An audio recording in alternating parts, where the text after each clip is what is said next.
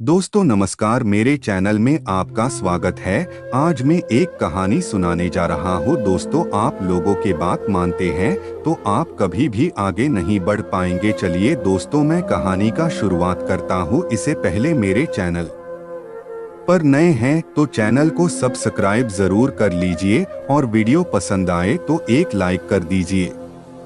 एक बार की बात है। एक लड़का था। उसका नाम सबल था, जो नगर में रहता था। वह अपने जीवन से बहुत निराश था। उनकी निराशा का कारण यह था कि वह अब तक अपने जीवन में कुछ नहीं कर रहा था। उसके माता पिता उसे ताने मारते थे कि आपके सभी मित्र कुछ न कुछ कर रहे हैं, लेकिन आप अभी भी घर बैठे हैं। दोस्तों के बीच भी अक्सर उनका मजाक उड़ाया जाता था। वह कहीं जाता तो लोग उससे पूछते कि आप क्या कर रहे हैं। उसे यह बताने में भी शर्म आ रही थी। वह कुछ नहीं कर रहा था। धीरे धीरे उसने रिश्तेदारों से मिलना जुलना कम कर दिया और लोगों से मिलना भी बंद कर दिया। वह ज्यादातर समय घर पर ही रहता है। वह अकेला रोता है और भगवान को कोसता है और अपनी किस्मत को दोष देता है।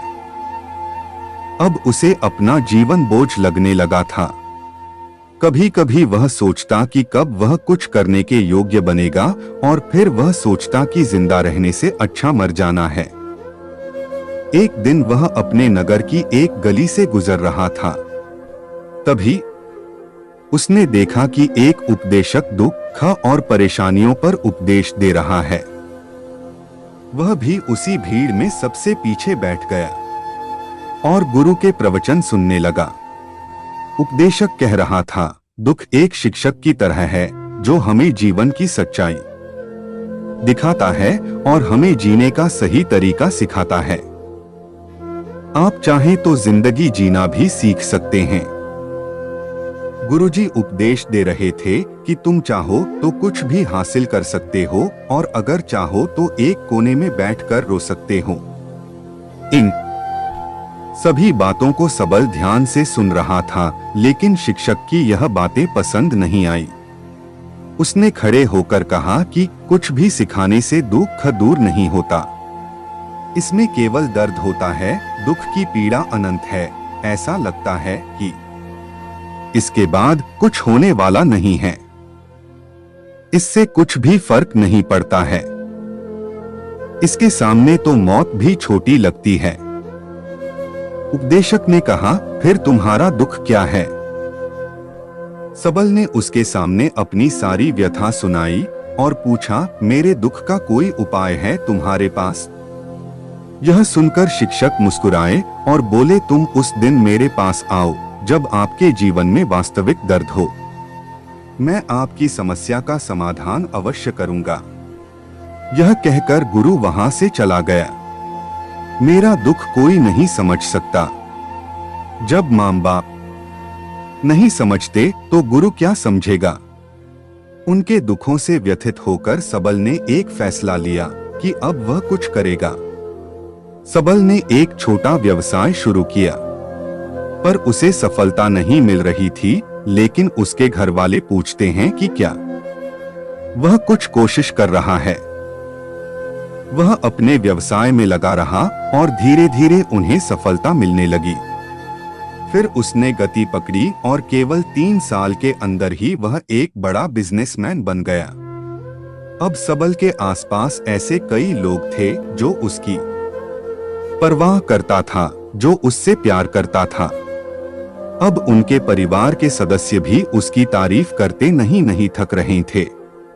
दिन ब दिन उसके मित्रों की संख्या बढ़ती जा रही थी। अब वह अपनी जिंदगी से बहुत खुश था। उनके कुछ दोस्तों ने उन्हें सलाह दी कि जब आप एक बड़ा बिजनेसमैन बनकर बहुत खुश हैं, तो सोचिए आपको कितनी खुशी होगी अगर आप इस शहर और इस राज्य के सबसे बड़े बिजनेसमैन बन जाते हैं। कितने लोग आपसे जुड़ना चाहेंगे, आपकी कितनी बड़ी ख्याति होगी, और स्वयं राजा भी आपसे दोस्ती करना चाहेंगे और जरूरत पड़ने पर ही आपसे पैसे उधार लेंगे। दोस्तों की यह बात सबल के मन में घर कर गई। अब वह और पैसे कमाने की कोशिश करने लगा, लेकिन उसे यह सब बहुत ही जल्दी चाहिए था। वह समय बर्बाद नहीं करना चाहता था। उनका अधिकांश समय इन चीजों को प्राप्त करने में गलाने लगा। इसलिए वह ऐसे काम करने लगा जो सही नहीं था। उसने बड़ा उधार लेना शुरू कर दिया। उसके दोस्तों से पैसे की मात्रा और अधिक मुनाफा कमाने के लालच में वह अपने माल में मिलावट करने लगा। उसने अन्य व्यापारियों के खिलाफ भी साजिश रची और उन्हें डराया धमकाया, जैसा उसके दोस्त कहते थे वैसा ही करता था। वह इन तरीकों से ज्यादा पैसा कमा रहा था, पर अब उसके जीवन में पहले जैसा चैन न था। उनके मन की शांति गायब हो गई थी और वह रात को सो नहीं पाता था। वह हंगामे में रहता था। वह सब कुछ पाकर भी उन्हें किसी चीज में सुख नहीं मिल रहा था। एक दिन सबल अपनी गाड़ी में कहीं जा रहा था। तभी रास्ते में उन्हें उपदेशक का आश्रम दिखाई दिया। वह रुका और गुरु के पास जाकर बोला, संत, आपने मुझे मेरे पास आने के लिए कहा था जब मेरे जीवन में सच्चा दुख आता है। अब मैं बहुत दुखी हूं कि मेरी नींद हराम हो गई है। मुझे कहीं भी शांति नहीं मिल रही है। इस प्रकार सबल ने अपनी सारी समस्याएं गुरु को बता दी। गुरु ने कहा, जब तुम पहली बार मुझसे मिलने आए थे तब भी तुम किसी दुख में थे। आपने उस दर्द से क्या सीखा? सबल ने कहा कि सिर्फ सोचने और चिंता करने से कुछ नहीं होता। आपकी दृष्टि को सच करने के लिए यह कार्रवाई करता है। और सिर्फ काम करने से कुछ नहीं होता, परिणाम भी मिलना चाहिए। जब आपको लगता है कि आपका लक्ष्य हासिल नहीं होने वाला, तब राह में चाहे कितनी भी मुश्किलें आ जाएं, मन कितना भी निराश क्यों न हो, कितना भी लगता हो कि अब कुछ नहीं होने वाला है, तभी विश्वास करें, मैं जो भी कर रहा हूं उसमें अवश्य सफल होऊंगा। लोग केवल सफल लोगों का सम्मान करते हैं। कोई कितना भी अच्छा क्यों न हो, वह हमेशा लोगों की नजरों में बोझ बने रहते हैं। यह सब सुनकर उपदेशक मुस्कुराया और बोला, जब आपके पास है तो यह वास्तविक दुख नहीं है। अपने जीवन में वास्तविक दुख आए तब मेरे पास आओ, मैं उसे ठीक कर दूंगा। सबल ने जाते समय साधु को सोने के सिक्कों से भरा घड़ा भेंट किया। घड़े को देखकर गुरु ने कहा कि यह मेरे किसी काम का नहीं है। उस पेड़ के नीचे गड्ढा खोदकर गाड़ दो। सबल ने घड़े को पेड़ के नीचे दबा दिया, जैसा कि गुरु ने बताया, और वहां से चला गया। कुछ दिनों से कारोबार ठीक चल रहा था, लेकिन व्यापार के गलत तरीके के कारण धीरे धीरे उसे व्यापार में घाटा होने लगा। उसकी सारी दौलत धीरे धीरे खत्म होने लगी और एक दिन ऐसा भी आया जब उसके पास कुछ भी नहीं बचा और उस पर कर्ज का बोझ चढ़ गया था। परंतु वह निश्चिंत था, क्योंकि उसने अपना सारा कर्ज अपने दोस्तों से लिया था। उसने सोचा कि उसके दोस्त बुरे वक्त में उनके साथ खड़े रहेंगे, लेकिन ऐसा कुछ नहीं हुआ। जैसे ही बुरा वक्त आया, दोस्त पहले उससे कर्ज मांगने लगे। अगर उसने कर्ज नहीं लौटाया, उन्होंने उसे जान से मारने की धमकी भी दी। उनके सभी शुभचिंतक और प्रियजन उससे दूर हो गए। उसके दोस्त जो उसके साथ मस्ती किया करते थे, अब उससे दूर भाग रहे थे। उसका परिवार उसकी गलतियां और कमियां गिनने लगा। उनकी सारी संपत्ति नीलाम कर दी गई और उसके पास कुछ भी न बचा। जब उसने अपने पिता से मदद मांगी, पिता ने कहा कि मेरे पास थोड़ी सी संपत्ति है, मैं तुम्हारी माँ को क्या कहूँगा अगर मैं तुम्हें दे दूं? यह संपत्ति हमारा अंतिम उपाय है। सबल के मन में गहरा दुख छा गया। उसके आसपास कोई नहीं था जो उनके दुख को समझ सके जो उसे संभाल सके। जनता के इस विश्वासघात के कारण वह अंदर से टूट चुका था। वह सोचने लगा कि अब जीने का क्या मतलब है, अब मौत ही मेरा सहारा है। वह आत्महत्या करने के लिए पहाड़ी पर जा रहा था, तब से उसे याद आया कि उस शिक्षक ने उससे कहा था, मेरे पास आओ जब तुम्हारे जीवन में वास्तविक दुख हो। सबल गुरु के पास गया और अपनी सारी व्यथा सुनाई। आंखों में आंसू लिए उसने कहा, हे गुरुजी, मेरे दुख का निवारण कीजिए। गुरु ने कहा, जब जीवन में असली दुख होता है तब मेरे पास आ जाना, मैं इसे जरूर ठीक करूं। सबल ने कहा कि ये क्या हो रहा है, मेरी जिंदगी में अभी दुख नहीं है, तो आखिर असली दुख क्या है। गुरुजी ने सबसे कहा कि पहले आप मुझे बताओ, आपने अपने दुख से क्या सीखा। सबल ने कहा कि मैंने वह सीखा जो लोग हमारे जीवन में आते हैं, वह हमारी सफलता और प्रगति के कारण वो हमें धोखा जरूर देंगे, क्योंकि बुरे समय में वे हमारे साथ नहीं खड़े होंगे। वे अच्छे समय में ही हमारा फायदा उठाएंगे और बुरे समय में हमें छोड़ देंगे। उन लोगों पर ही भरोसा करें जो हमारे बुरे समय में हमारे साथ खड़े रहते हैं, लेकिन ऐसे लोग बहुत कम होते हैं। लेकिन जिनके पास है उन्हें उनकी सराहना करनी चाहिए, उनका अपमान नहीं करना चाहिए। मैंने कभी भी किसी के खिलाफ साजिश नहीं रखना चाहिए। अपना काम ईमानदारी और धैर्य से करें और कभी लालची मत बनो। अपने सारे दुख दर्द और अनुभव बयां करने के बाद सबल गुरुजी के सामने आंखों में आंसू लिए बैठ गया। कुछ देर बाद साधु उठे और पेड़ के नीचे एक गड्ढा खोदा और घड़ा निकाल लिया जो सोने के सिक्कों से भरा हुआ था। उसने सबल को देकर कहा, मेरे पास आओ जब तुम्हारे जीवन में वास्तविक दुख हो। सबल ने अपने शिक्षक को धन्यवाद दिया और उसे प्रणाम करके चला गया। उस पैसे से उन्होंने एक छोटा सा व्यवसाय शुरू किया। अब वह छोटा व्यापारी बनकर भी खुश हैं। उन्होंने पूरी लगन और ईमानदारी से कारोबार किया। जल्द ही वह अपने शहर का एक बड़ा व्यापारी बन गया। उनका जीवन सुख सुविधाओं से भरा हुआ था। लेकिन कोई कितना भी अच्छा क्यों न हो, लेकिन जीवन में दुख आता है तो सबल के जीवन में भी दुख आते थे। अपने माता पिता की मृत्यु के रूप में वे दोनों एक ही दिन मर गए। सबल अपने माता पिता से बहुत प्यार करता था, इसलिए उनके निधन से उन्हें गहरा सदमा लगा।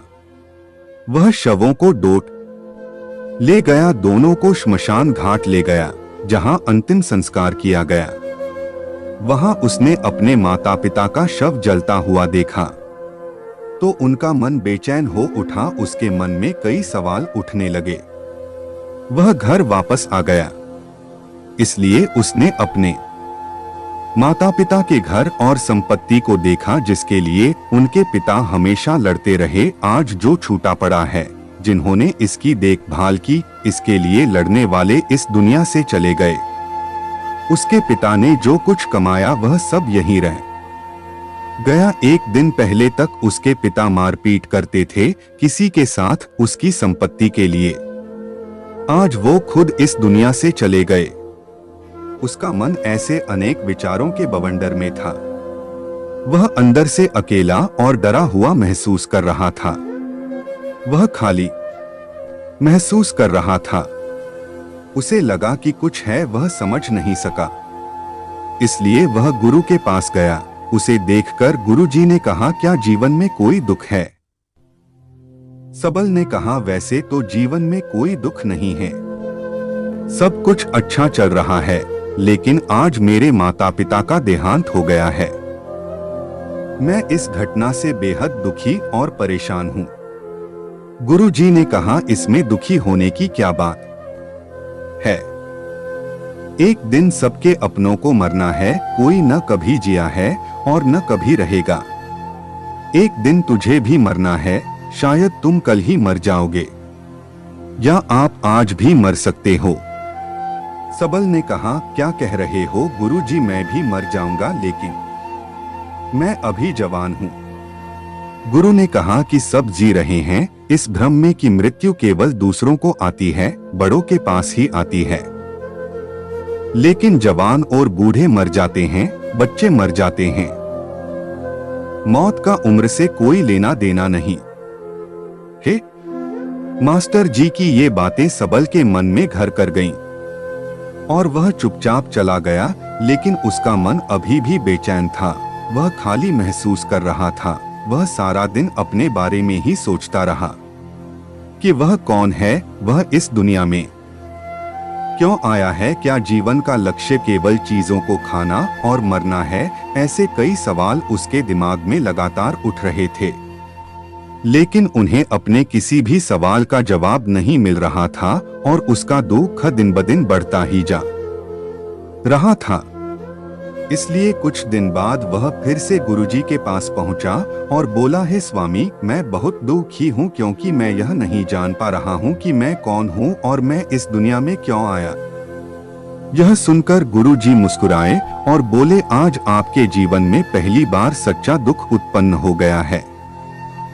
यह वास्तव में दुख कहलाने के लायक हैं। हम नहीं जानते कि हम कौन हैं, हम क्यों आए हैं, क्या करें, कैसे करना है। सबल ने अपने गुरु से कहा कि उसकी दुर्दशा दूर करो। गुरु ने कहा कि हम सभी इंसान हैं, जीवन भर संग्रह करते रहते हैं। सबल ने कहा कि सभी इंसान जीवन भर धन, सम्मान, परिवार, प्रतिष्ठा, मित्र, शत्रु आदि जमा करता है। गुरु ने पूछा, क्या हम एकत्रित की गई चीजों में से कुछ भी अपने साथ ले जा सकते हैं? सबल ने कहा, कोई भी इंसान अपने साथ कुछ भी नहीं ले जा सकता, वह सिर्फ अकेला ही जाता है। मेरे माता पिता भी अपने साथ कुछ भी नहीं लेकर गए, सब कुछ धन संपत्ति वैभव सब कुछ यहाँ पर छोड़कर गए। शिक्षक ने कहा, अब मेरी बात ध्यान से सुनो। इस संसार में हमें जो संग्रह करना चाहिए वह हम नहीं करते। चीजें हमारे सामने होती हैं, लेकिन हम उन्हें देखने की कोशिश नहीं करते। हमें इस दुनिया में जो कुछ भी इकट्ठा करना है वह हम खुद हैं। हमें खुद को जुटाना होगा ताकि जब हम मरें तो हम एकजुट हो सकें और खुद को पहचानने में सक्षम होने के लिए हम अंदर बंटे हुए हैं। हम प्यार, नफरत, गुस्सा, ईर्ष्या में बंटे हुए हैं। क्रूरता, धन, स्थिति, प्रतिष्ठा, सम्मान, पहचान, धर्म, जाति, सैकड़ों हजारों ऐसी चीजों और इच्छाओं में हम विभाजित हैं और टुकड़ों में जीवन जी रहे हैं। इस विभाजन के कारण हमारी चेतना कभी एक नहीं हो सकती। हमारी चेतना शक्ति बिखरी हुई है, इसलिए हमारे पास इतना समय नहीं है, इतनी ऊर्जा नहीं कि हम मुड़ सकते हैं और अपने भीतर देख सकते हैं। वास्तव में धन, सम्मान और सुविधाओं का अभाव, लोग इसे दुख समझते हैं और जीवन भर के लिए जो दुख कहकर रोते रहते हैं और समाधान खोजने का प्रयास करते रहते हैं, उन्हें अपना समाधान कभी नहीं मिलेगा, क्योंकि जिसे लोग दुख कहते हैं वह वास्तविक दुख नहीं है। यह सिर्फ एक आदमी की इच्छा है, उसकी इच्छा कभी पूरी नहीं होती, इसीलिए व्यक्ति को कभी उनके प्रश्नों का समाधान नहीं मिलता। इसलिए इन सब से परे, यदि आप अपने दुखों का अंतिम समाधान चाहते हैं तो सबसे पहले खुद को समेटो। इस दुनिया से अपनी ऊर्जा वापस ले लो और इकट्ठा करो। अपने आप पर ध्यान केंद्रित करो, स्वयं पर ध्यान दो। अपने मृत्यु से पहले अपने आप को जानने की कोशिश करो, बिखरो मत। सबल ने कहा, तो गुरुजी, क्या हम इस संसार को छोड़ दें?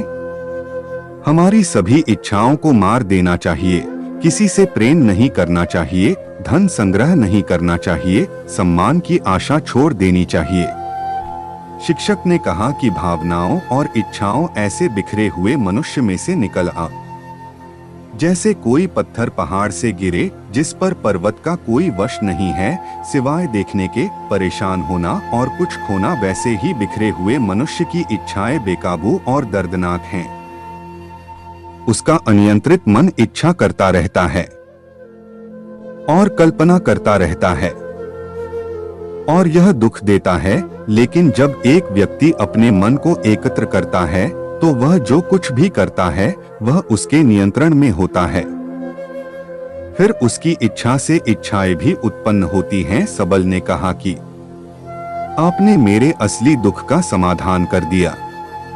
आपका बहुत बहुत धन्यवाद। अब से मैं खुद को समेटने, खुद को तराशने की कोशिश करूंगा। गुरुजी ने कहा कि मानव शरीर में बहुत ऊर्जा और शक्ति है, लेकिन यह फालतू के कामों में बंटा हुआ है, बेकार की बातों में लगा हुआ है। यह एक बहुत ही शक्तिशाली मशीन की तरह है। एक बच्चे के हाथ में रखा जा रहा है और वह बिना सोचे समझे अपनी शक्ति बर्बाद कर रहा है और बिना किसी नियंत्रण के। इसीलिए इस शक्ति पर ध्यान दें, अपनी चेतना, और इसे इकट्ठा करें। सबल को अपने प्रश्नों का उत्तर मिल गया। उसने अपने गुरु का शुक्रिया अदा किया और चुपचाप चला गया। दोस्तों, उम्मीद है आपको यह कहानी पसंद आई होगी। अगर आपको यह कहानी पसंद आई हो तो अपने दोस्तों के साथ जरूर शेयर करें और कमेंट में जरूर लिखें। दोस्तों, आज का वीडियो यही तक था। वीडियो में लास्ट तक बने रहने के लिए आपका धन्यवाद। मिलते हैं अगले वीडियो में।